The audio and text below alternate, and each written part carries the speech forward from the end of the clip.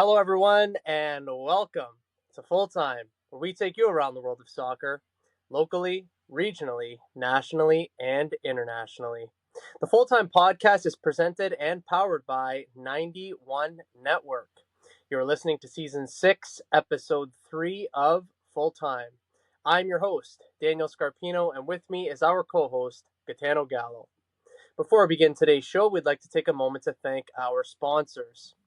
The Full-Time Podcast is sponsored by Little Caesars Pizza.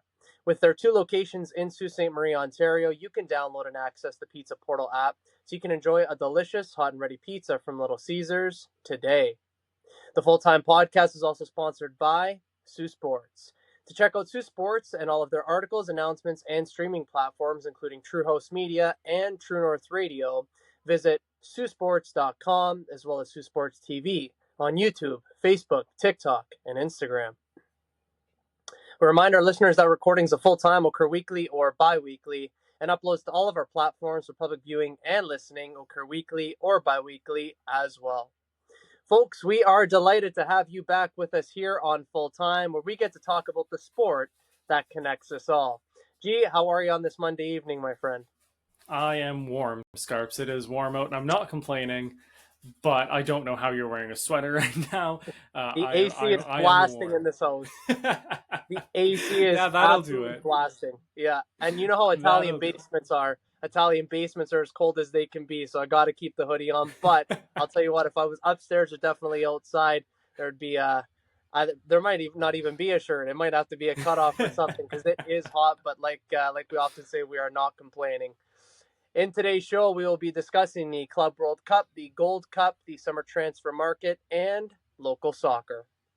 As always, if anyone would like to listen to our previous content, please check us out at Full Time on all platforms of 91 Network. And without further ado, Gitano, and to everyone who has taken the time to tune in here today, let's kick off. We get today's show started with the Club World Cup. The round of 16 wraps up tomorrow at the time of recording here. The quarterfinal slots are slowly but surely being filled in. G, have you enjoyed the knockout football so far? I know Manchester City still has to play tonight, but how have you enjoyed it thus far?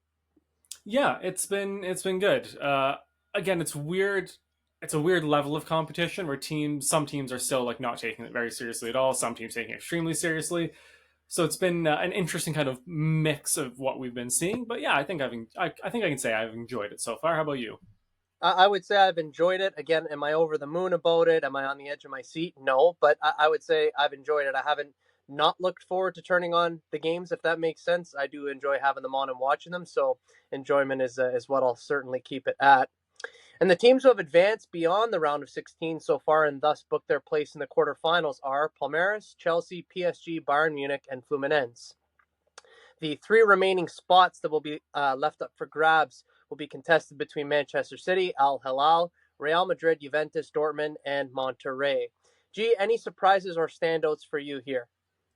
I mean, I think kind of the obvious one is Inter crashing out to Fluminense.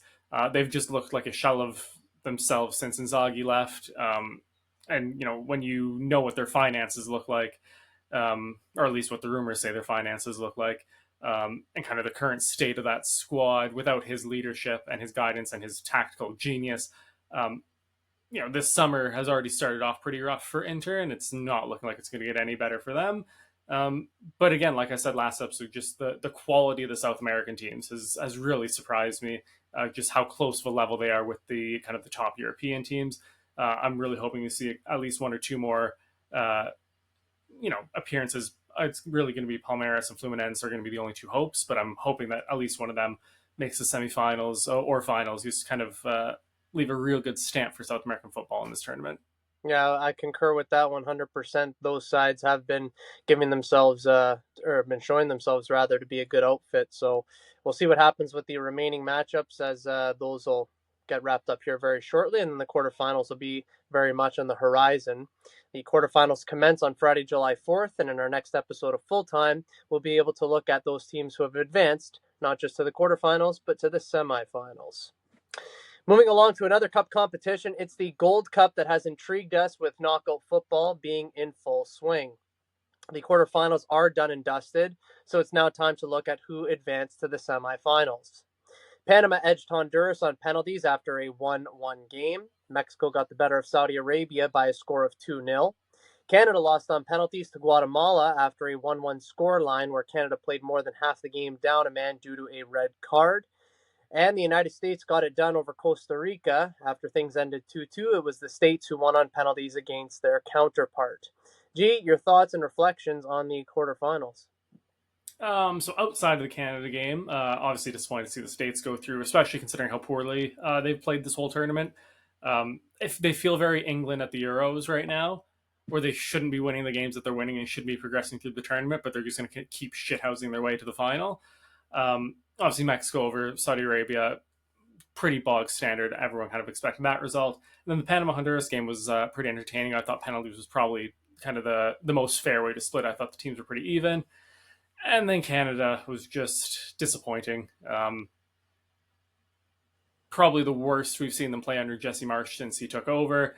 Uh, the red card was weak. Like I'm as a ref, I'd love to get your opinion, but I thought it was nothing really. But also at the same time, like even with that red card, Canada's got more than enough quality. They should have beaten Guatemala in regulation. Um, so yeah, when you go to penalties, then you're just asking for something stupid to happen, and this is exactly what happened. But yeah, disappointing from Canada. But obviously, this summer's tournament isn't the big one. That would be next summer. Would have liked maybe a better building block going into the World Cup, but is what it is, and hopefully this is kind of a lesson learned for the players, the management, the staff. So yeah. Yeah, that's all I could take it as is a lesson learned. And on the red card, I thought it was soft myself, but whatever, can't change it. At the end of the day, Canada should have done better. They didn't, and you can rest your sort of argument. Anybody could on the red card, but I think that the game could have been won well before that, well after that. But the four teams, Gitano, that are moving on. It's the United States versus Guatemala. It will be Mexico against Honduras in the other semifinals. So you got two sort of teams, if you like, in the United States and Mexico, at least in my opinion, who a lot of people probably would have picked to get to this stage. And then you got two teams where I would say most people wouldn't have taken them to get to this stage, and that's Guatemala and Honduras. So with the semifinals, Gitano, taking place on Wednesday, July 2nd, who do you think is going to be going on to the final of this competition? I hate to be boring, I really do, but it's going to be a USA Mexico final unless something Yeah. catastrophic happens either way. Um, yeah, I don't see anything crazy happening. I think the US are going to shithouse their way through their semifinal, and Mexico should comfortably win theirs. So it'll be a pretty boring US Mexico final. Yeah, unfortunately, I got to say the exact same thing. I can't see Guatemala's run, continuing, and nor can I see Honduras's run continuing. To be fair to Mexico, they have played well this tournament. They've looked nice, and the United States, they will, I think, also get themselves through however they do it. But I also believe it will be a United States Mexico final. And the final is set to go this upcoming Sunday, July 6th at 7 p.m. Eastern Time on your local television sports network. And in our next episode of Full Time, we'll review the outcome for the final for you all. This is Daniel Scarpino and Gitano Gallo, and you're listening to the Full Time Podcast on 91 Network. A reminder that Full Time is sponsored by Little Caesars Pizza and Sioux Sports. Check out the Pizza Portal app for a quicker, easier way to get your next hot and ready pizza from Little Caesars. And be sure to check out Sioux Sports at siouxsports.com and Sioux Sports TV on YouTube, Facebook, TikTok, and Instagram. Let's move things along to the summer transfer window. The following transfer market news comes from The Guardian. So be sure to check them out as they provide up-to-the-minute transfer market information in the world of football. First, it's Milos Kerkez, who goes from Bournemouth to Liverpool for $40 million. The left back signs a 5-year deal with the Premier League champions as the long-term Andy Robertson replacement. Kerkez stated that he feels as though it is a real honor to join the Reds. Gee, another one in the door for Liverpool. Your thoughts? Yeah, I hate to say that I really like this signing for them. They've needed an Andy Robertson replacement for probably a couple years now. He's been on the decline. Um, and to be fair, there haven't been a lot of kind of quality left backs available in that time period. So it worked out nicely that he became available now. In his couple seasons at Bournemouth, I thought he was great, especially for how young he is, only 21 now, turns 22 later this year. I think, yeah, this is just a fantastic signing for Liverpool. Really, I really hate to say it, but yeah. Yeah, their squad just seems to keep getting better and better. And obviously, it's there's still a ton of time for the transfer window, but so far I would say that they're the out and out winners. They keep bringing in quality signing after quality signing, and this one again for the long term and the short term, but specifically the long term, it bodes well for them. Next is Joe Bellingham, who goes from Sunderland to Borussia Dortmund for 27 million. Bellingham follows in his older brother's footsteps with the move to Dortmund. The deal is signed until 2030. G, what do you think about this one? I have a lot of mixed feelings about this. I think Joe Bellingham is a okay player. He's fine. He's I would say pretty like bang average. He's not exactly setting the world alight, but when you have the last name Bellingham in this kind of current market, I think the fee for him is they're paying more for his name, I think, than the actual quality of the player. It's not to say that he won't be, a 30 million ish pound player for Dortmund. It's also one of the best places for kind of a young up and coming player to land where you're going to get minutes, you're going to get meaningful minutes. Chances, to play European football, play, top end clubs like Bayern Munich and Leverkusen and Leipzig. So I think it's a good move for him personally. I do think it's a little, I don't want to say cheap, but kind of copying his brother's footsteps going to Dortmund. And like I just said, it's a fantastic spot for a young player to land. So that's probably the reason why he wants to end up there. But it does feel kind of copycat to just follow exactly in his brother's footsteps. But I think it'll be an okay signing. I don't think he'll set the world alight at Dortmund. I also don't think he'll be a flop. I think he will be just fine. Yeah, and I hope that the Dortmund fans don't set the expectation too high because he's never going to live up to what his brother did. Not to say that Joe Bellingham isn't a good player, he obviously is. But I think to your point, I think you hit it well, and I think you hit it right. That who says that he can't turn out to be a 30 million poundish player? Like he absolutely can. But is he going to set the world alight? My guess is probably no. So, like you, I also have mixed feelings on this, but we'll see how it turns out for the young man. Jan Quotu goes from Manchester City to Borussia Dortmund for 25.1 million. Dortmund triggered the 30 million release clause for the right back in October 2024. He made 30 appearances in his loan season. Gitano, take it away. Yeah, he was impressive on his loan at Dortmund, and I don't want to be too kind of mean about it, but he was. I don't think he was quite Manchester City quality, just in terms of the actual technical on the ball qualities that Pep needs. He just isn't at that level. So to loan him out to Dortmund for a couple of years, he spent a season on loan at Girona as well, and then get 25, 30 mil for him. Pretty kind of a pretty much a bog standard City Football Group transfer, if you will.